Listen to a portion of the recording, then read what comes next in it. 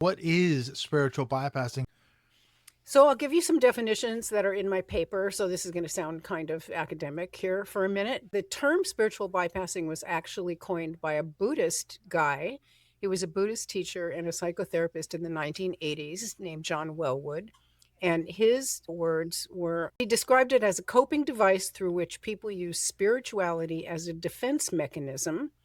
And he observed this because he lived in Buddhist communities and ashrams and things like that. And people would just go into a meditative space and live removed from society and elevated above human concerns. And so, in terms of loss and trauma and grief, which is the field that I work in, it's when you've had a traumatic loss, like your wife dies or your parent or your child.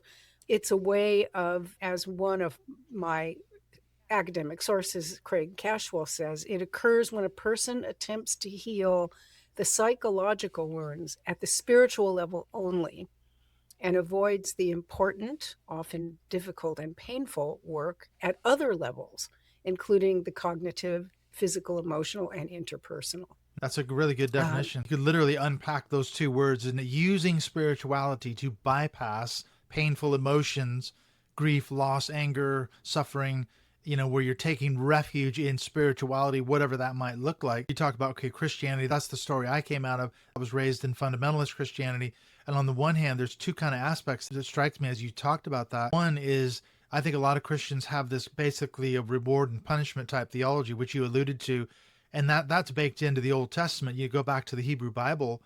We talked about this in your podcast, that when Yahweh, this character in the Bible, makes the covenant with the nation Israel in the book of Exodus, chapter 19, 20, the 10 commandments and all that, it's completely conditional. And it's very clear that it is conditional.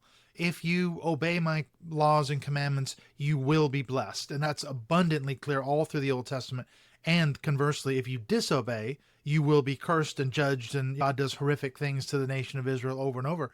So that's baked into Christian theology as well as Jewish theology, Judaism, that if you're good, you're going to get rewarded, and if you're bad, you're rightly going to get punished. And then the other aspect, as you alluded to with the book of Job, what happens though when you are doing all the right things and yet bad things happen? If you're going to use spirituality to avoid having to deal with the painful emotions, the grief, the loss, the anger, whatever it is, then if you stuff those things down, you suppress them, eventually they can even affect us physically, can't they? So this is not healthy physically, is it, either, to use spirituality to avoid our feelings? Yeah, eventually it will. That's the next thing that'll happen is all of a sudden you'll come down with a mysterious gastrointestinal issue, or your knees won't.